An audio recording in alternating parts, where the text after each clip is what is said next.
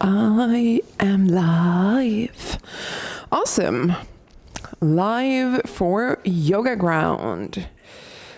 And nice. Again, time for a flex 45 minutes. As always, yes, I just had to look with my little planned sequence, but as always, a little brick or a little block, or as always that we have been doing now in this lockdown period, a rolled up shower towel or a firm blanket. It's also a nice thing to use as a prop. Okay, so today we are going to work mainly at one side at a time. So we're going to do a few poses, targeting the right side to begin with, and then switch over and do the same poses for the left side. I know, shocker that we're going to do the same things. So the first pose, let's get straight into it. And for those of you perhaps don't know me, by the way, I should say that my name is Camilla. I am so happy to have you all here. So the first pose that we are going to do is for the neck. So find a comfortable enough seated position. And as we're working on the right side, draw the left ear towards the left shoulder. If it doesn't work for you to sit in a cross-legged seated position, you can sit to with your knees bent and sitting back towards your heels. That is also perfectly fine. And simply just getting gently into the stretch on the right side of your neck. Maybe straight up, it can be nice to begin to focus on closing the lips, to direct your breath in and out through the nose. However, of course, if your nose is blocked for whatever reason, cold or allergies, breathe however it feels like a proper way for you to breathe.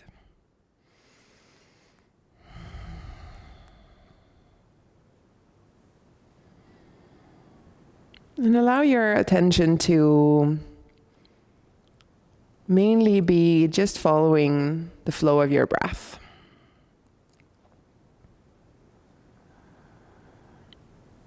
You simply pay attention and notice the sounds around you. Sounds in the room where you are practicing. The sounds in the rest of the house that you are in. And the sounds maybe even from outside. All of it is just part of the background noise. Nothing that really catches your attention. It's just there. With your next inhale, bringing your head slowly back out of your next stretch. And the next one is going to be for the shoulder joint. So I think I will actually show it from two perspectives in this first side because it's a bit of a tricky one. But basically, you can either be down on your belly, or the way I've started doing it lately is to be on my right side. Extend the right arm out to the side, straight out from the mat, or if you prefer to bend the elbow. Bend your knees and bring them up in front of your chest.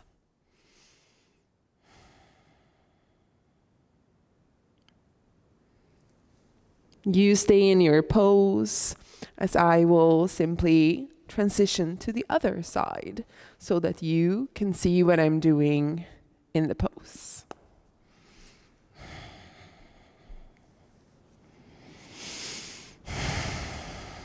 So you're laying on your right side and working on your right shoulder joint.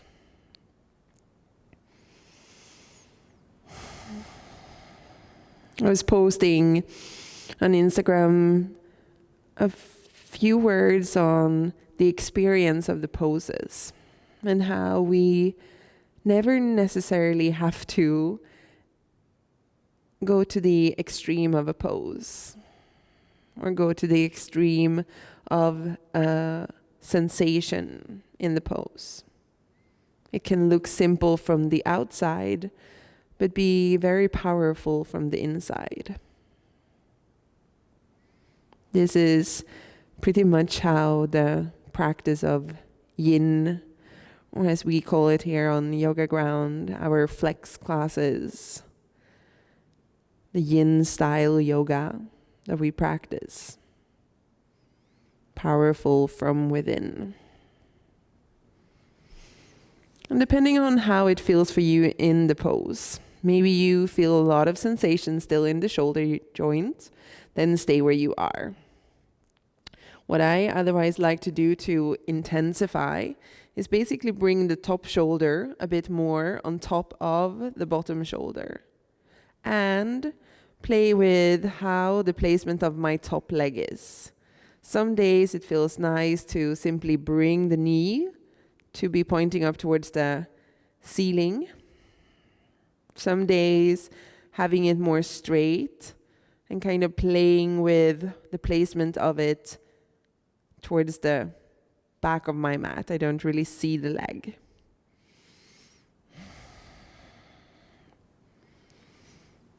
Some people like to take the top hand and move it further back, so you're kind of almost compressing the shoulder blades. But for me, placing my hand towards that top leg, the left leg, is quite a proper way to place it.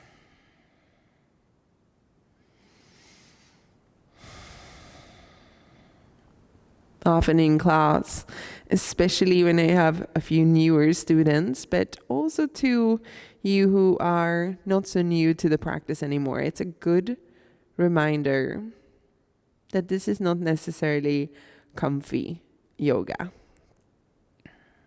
We're looking to challenge without taking it to extremes. Remembering we're looking for that powerful within. A few more rounds of breath.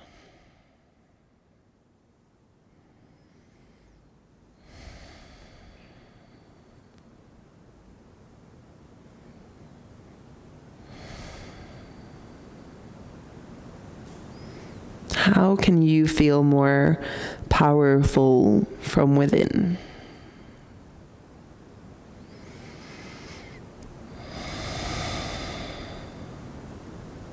2 more rounds of breath.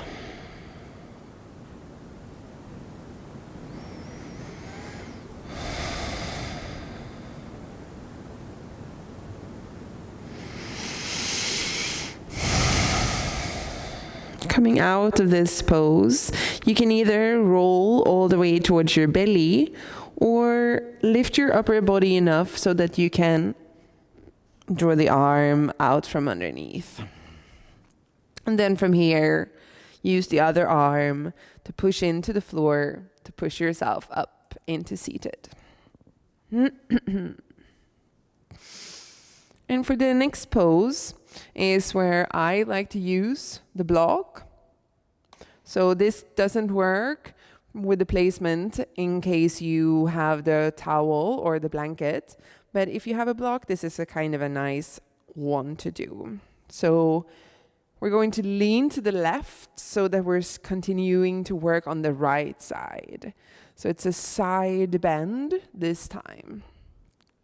So for me, it's a nice option to place the elbow on the block. Making sure that my right buttock is still onto the ground or onto the mat.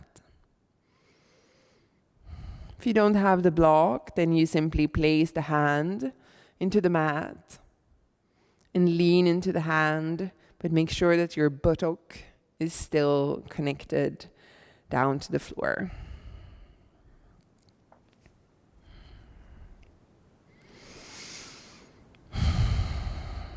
So today we're doing the sides one after the other. Mainly so that we can experience the sides differently. When we do a pose on the right side and then straight up on the left side, it's easy to come into comparison. Instead, it's nice to do what needs to be done on the first side. And then when it's time to do the pose on the second side, that you don't have so much memory, or the memory isn't so fresh, that you allow yourself to do what needs to be done on the second side, which is perhaps not the same as you did on the first side.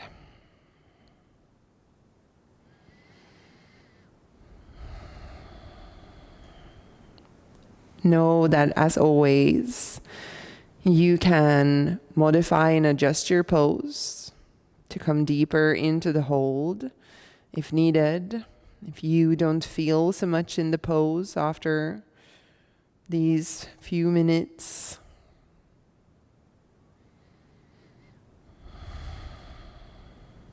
But also we're looking for more of that sensations from within.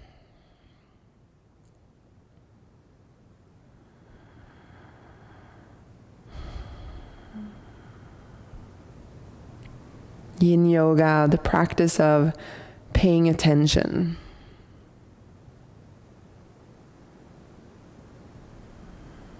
And maybe not always paying attention to only the things that might be the most obvious to pay attention to.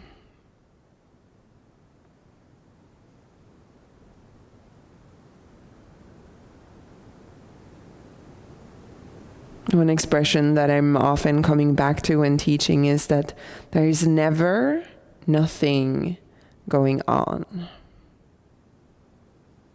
Just because you perhaps can't notice it doesn't mean that there isn't anything happening.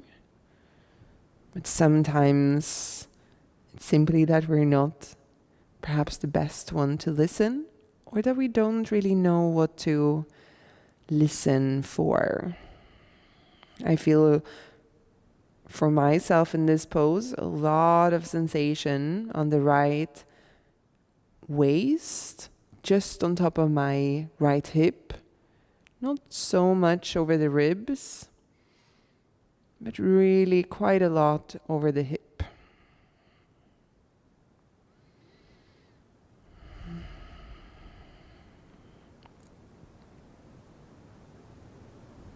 With your next inhale, allow the hands to come into the mat to kind of push yourself up. And notice how it feels coming out of the pose.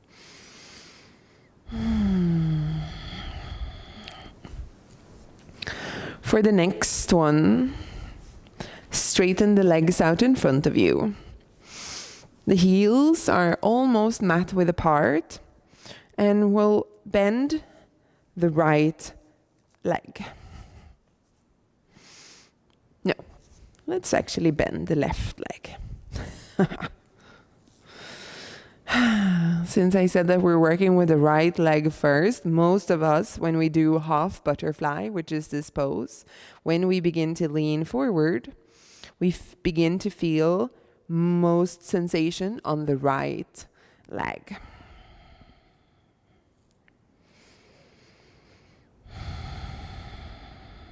So it's this feeling of kind of drawing the chin in towards the chest, allowing the spine to round. And in this pose, you're kind of looking for a gentle pull all the way from the right heel over the calf, the backside of the knee, the backside of the thigh, meaning the hamstring, over the right buttock, over the lower back, especially on the right side. And kind of all the way up, out, even into the neck.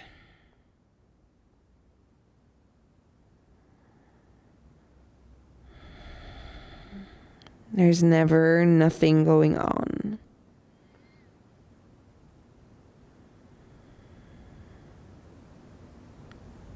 When we do the poses one side at a time, Often we're a bit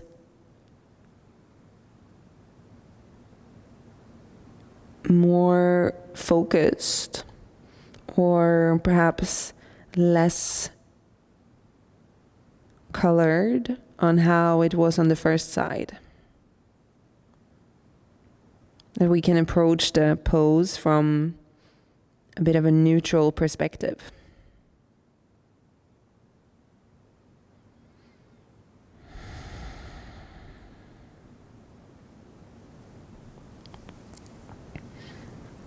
Allow yourself to potentially find a slightly deeper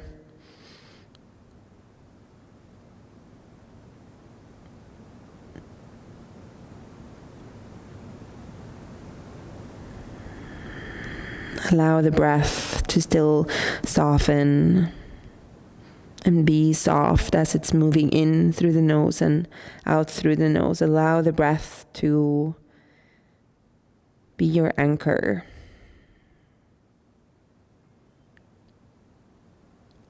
Maybe you feel a bit like there's a lot of things kind of mentally going on.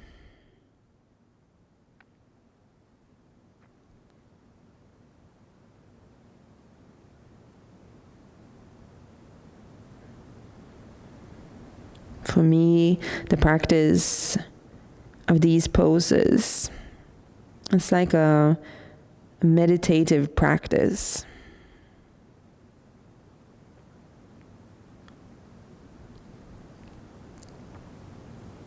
Often when I practice on my own, I have a quote. I know, shocker. I have a quote or I have an intention for my practice. And it's kind of this meditative practice as I hold the poses, breathe into the poses.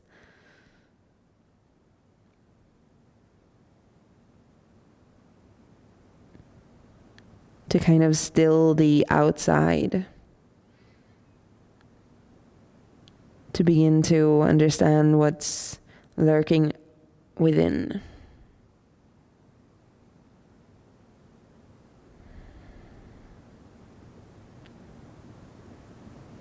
It might look simple from the outside. Can still hold a lot of power inside.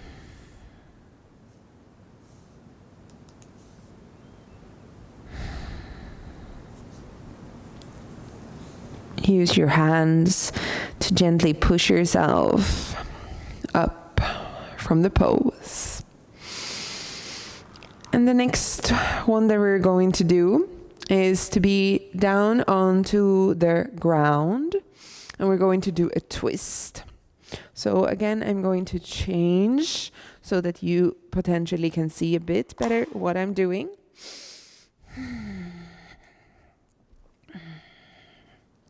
So down onto the ground, feet into the floor, and then lift your buttocks up to shift them a bit over towards the right side as you're allowing in the knees to drop towards the left. Here, or your towel, your blanket, or the blocks can be nicely put underneath the knees.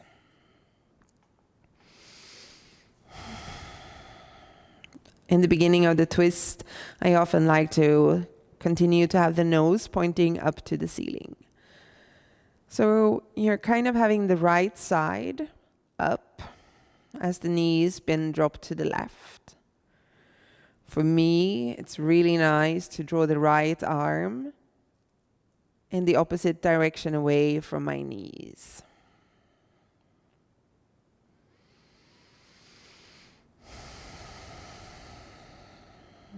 Twists are such a nice and good movement for the spine. And twists are one of those poses that when having students in the classroom, it's one of those poses where I offer most help. Everything from feeling nothing in the pose to not managing to settle in.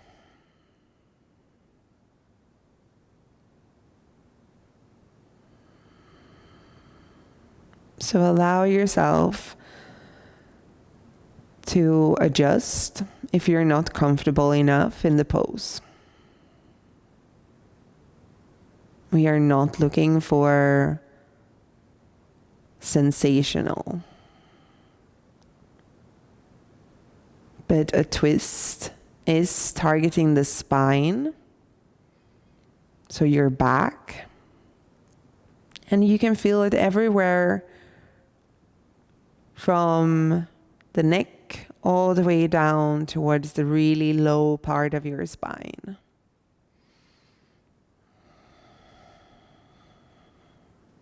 You're about halfway through the hold, and if you want to adjust yourself, for me it feels often nice to move my hips, my buttocks even more towards the right.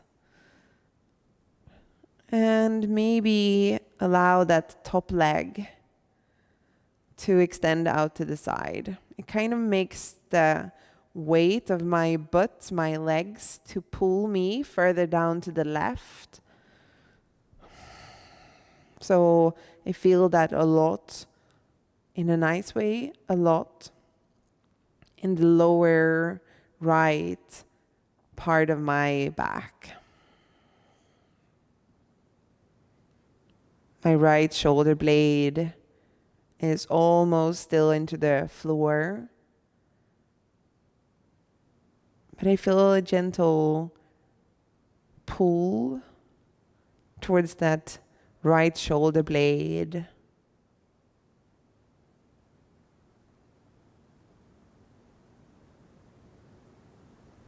It takes courage to dare to adjust into the poses. It's easy, it's safe to only listen to what the teacher is saying and try to interpret that and do just that. But sometimes it is those small little tweaks and adjustments that you need to do for the pose to work in your unique body.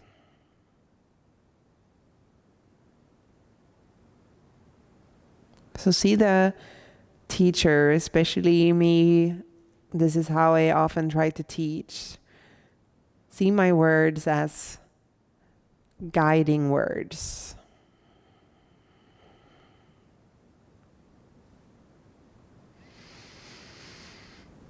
With your next inhale, making your way slowly out of your twist. And just lay on your back. Maybe it works for you to straighten the legs, even if it is a bit uncomfortable to do it. But just lay like in a mini Shavasana. We'll stay here for about 10 rounds of breath. Maybe place your hands on your belly so that you remember to breathe all the way down in the belly. Breathe into those hands.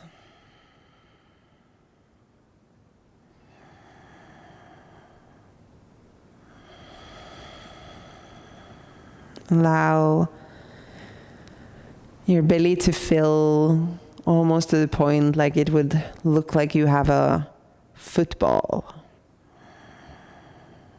or basketball inside.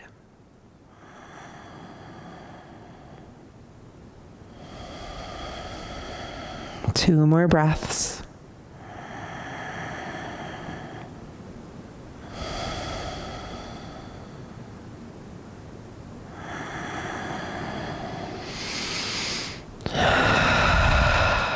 And then maybe a tiny bit of movement.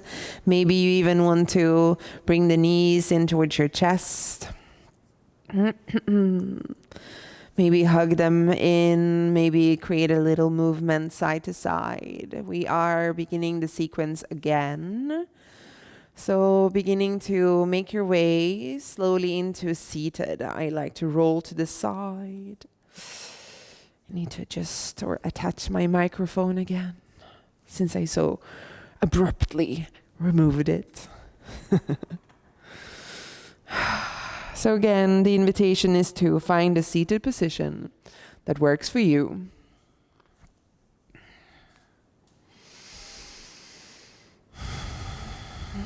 And then lean your right ear towards your right shoulder. As we're beginning the sequence, now with the focus on the left side. Coming into the pose.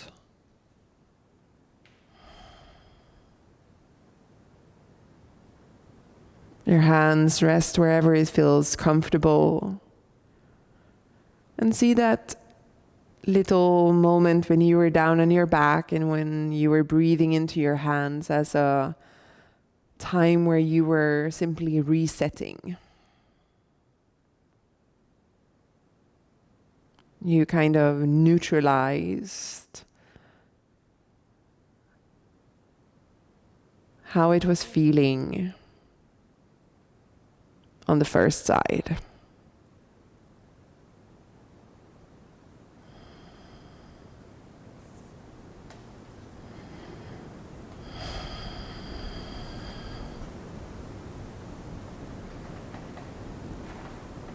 You have about 5, maybe 6 rounds of breath left. Can you allow your breath to go a bit deeper? Sometimes I like to think about the thing that circulates every once in a while on social media where it says deep rounds of breath are like love notes to your body or something like that. Just spoiling yourself, soaking with those deep rounds of breath.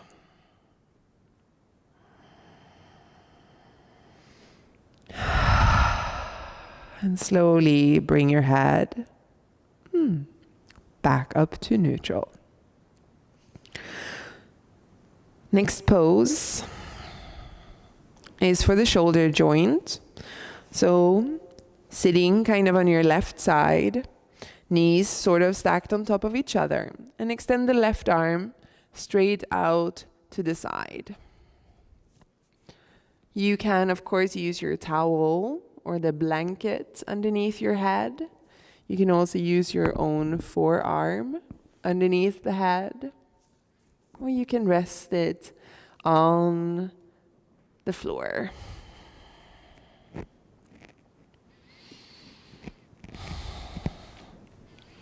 We're coming into that first part of the hold where maybe the knees are simply stacked on top of each other.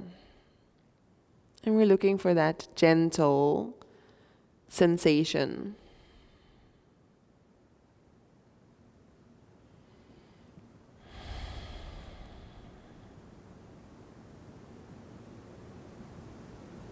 In time, you will have the possibility of going deeper. But deeper doesn't always mean more power, I was going to say, but more and better.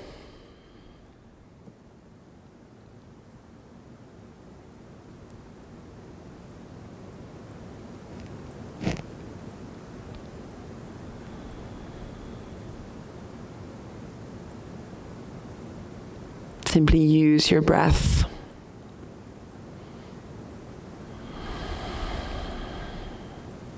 Use it to, sorry for a little weird sound of my voice, but use the breath to for sure soak up and send small little love notes to your body, but also to soften tension.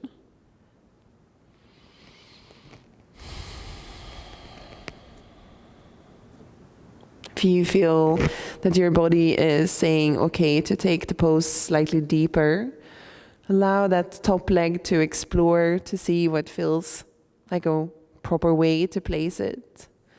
And see how you potentially want to move your top arm, also with the purpose of proper, without going crazy, stretch. And notice how your breath might have changed. Make sure you can still keep it soft.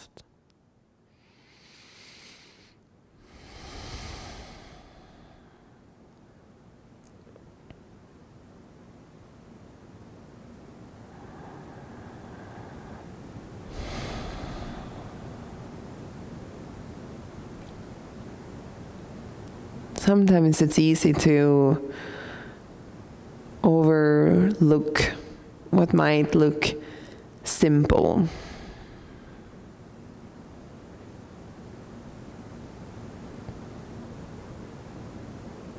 To try to make it more complex. But when we choose to make and to keep things simple, there's a certain beauty and kind of pleasure almost in that as well.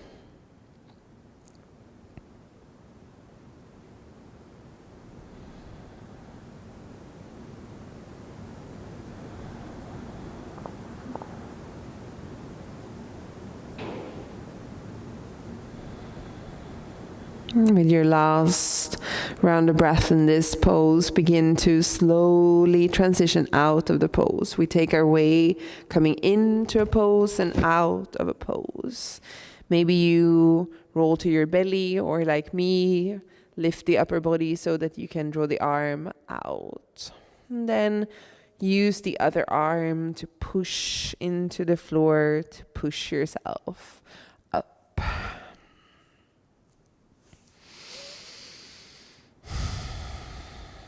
Find that seated position. If you like the variation with the block, place the block to the side. Elbow maybe then resting on top of the block. And what you're looking for is that side bend on the left side. The left buttock is connected to the floor. A lot of the poses that we do in this style of yoga is looking very simple from the outside.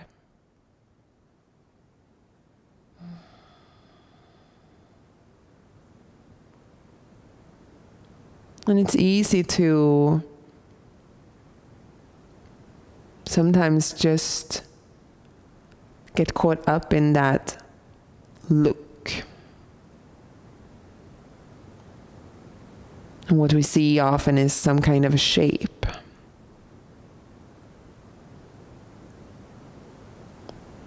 But the power and the powerful practice is to go underneath the surface.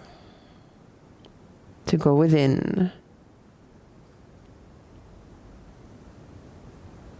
to look for the less obvious.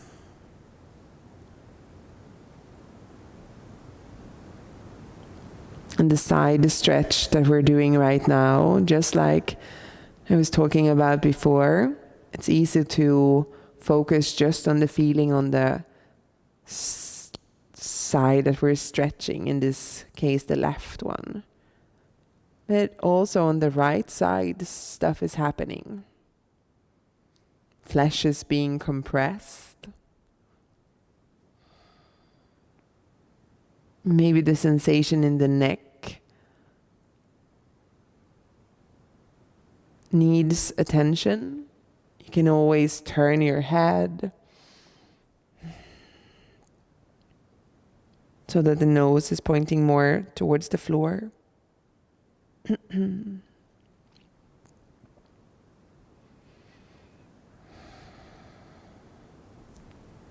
Or you can place that hand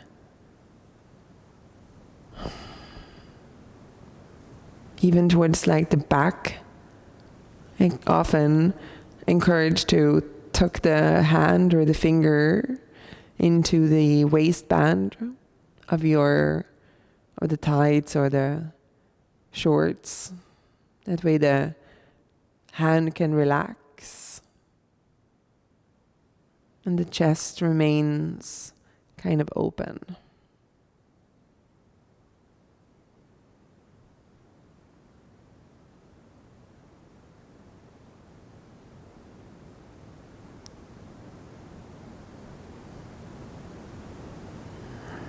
Just a few more rounds of breath.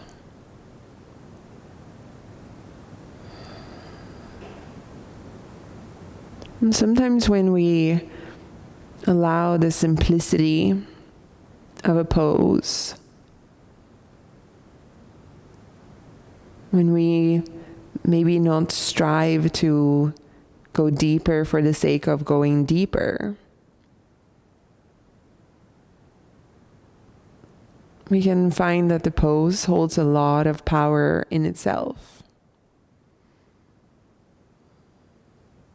And sometimes when we come out of the pose, which we do now,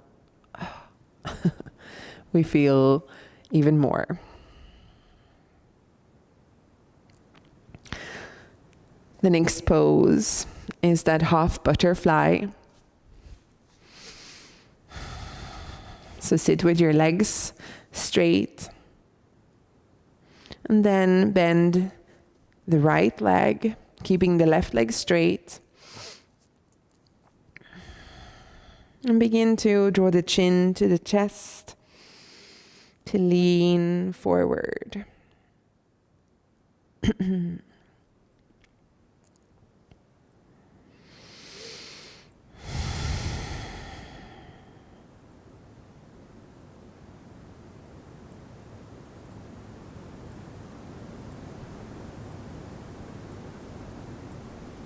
A lot of the poses that we do,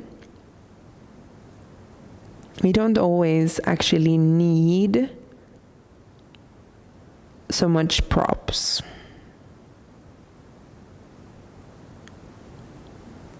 The props help us when we are dealing with injury. When we're dealing with a lot of tightness and tension in order for us to safely practice. And they're awesome for when we potentially want to go deeper, when the body is holding not so much tension anymore.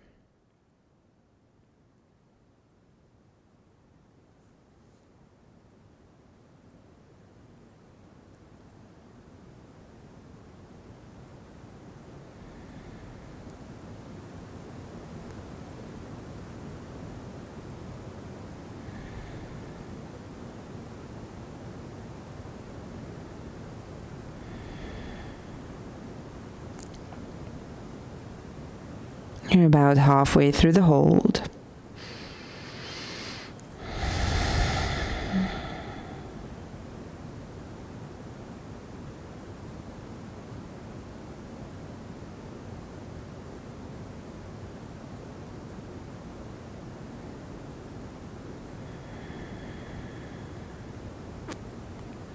One way I also like to use props, like you who've been in my classes a few times perhaps have noticed, but it's also to give sometimes a fun little variation, different twist, so to speak, on the pose.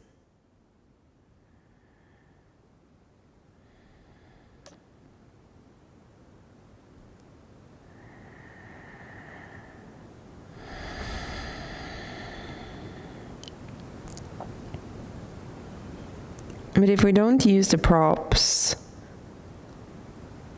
in a way where we are also adjusting the props throughout the hold, sometimes the props can take away sensation that is supposed to be there. So it's this often constant shift, adjusting.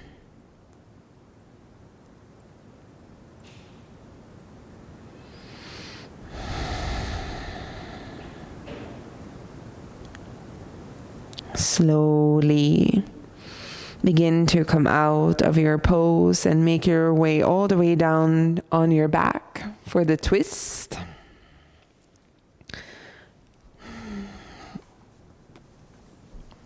And when you're down on your back, lift your butt or your hips up, move them towards the left, and allow the knees to drop towards the right. Speaking props, placing maybe the blanket, the block underneath your knees. And as I was doing on the other side, for me, even on this side, extending the left arm away from the knees is a nice addition.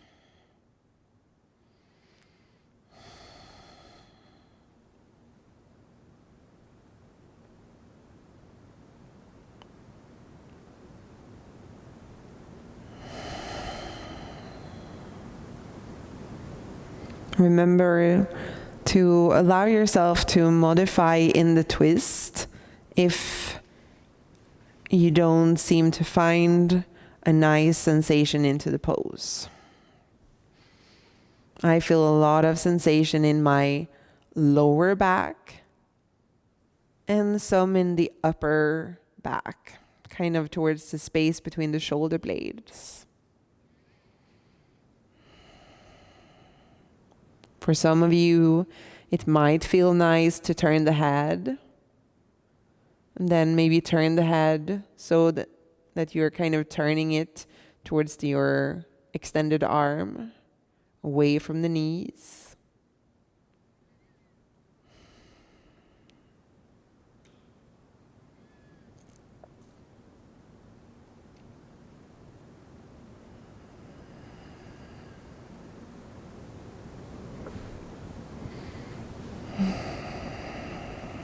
As we're approaching half through the hold, notice, do you still want to have support underneath the knees with the block or the bolster or the blanket?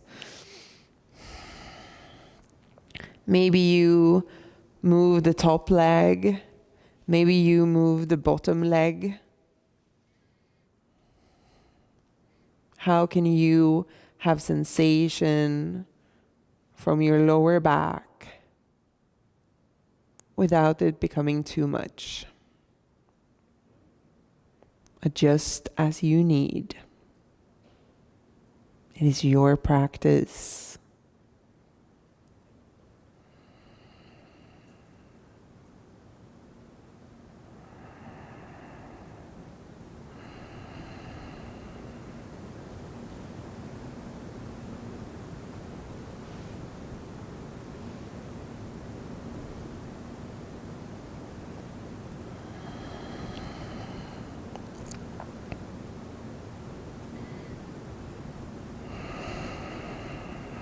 What can sometimes be nice in the twists is also to simply allow the breath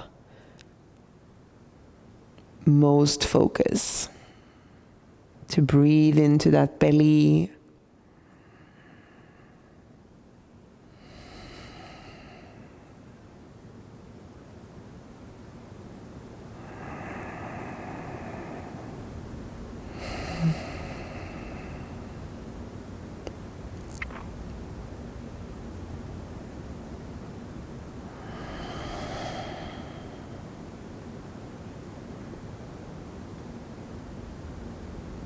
and complete 3 more rounds of breath in your twist.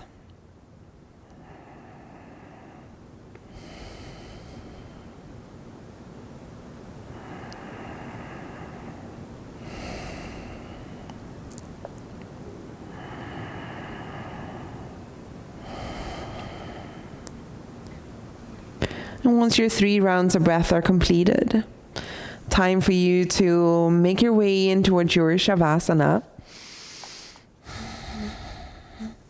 As always, you have the option, of course, on making a seated Shavasana, but otherwise, a supine Shavasana, extending the legs, and staying in your Shavasana for however long it feels like a good option for you. Thank you so much for joining our practice today. And have a nice Shavasana. Namaste.